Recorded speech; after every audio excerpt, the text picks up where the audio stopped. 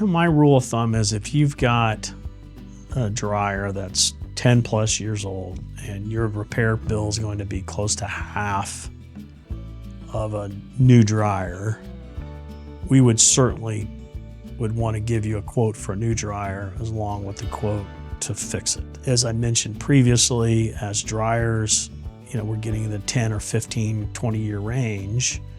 Can we fix them? Yes.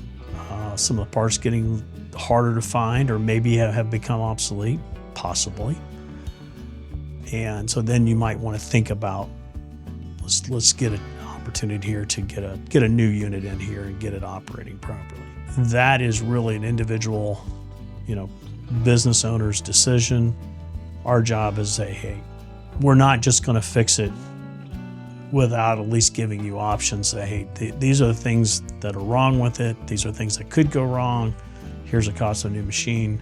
You tell us what you want to do. But my rule of thumb is over 10 years and 50% of a new cost of machine. Let's get you a quote on a new one.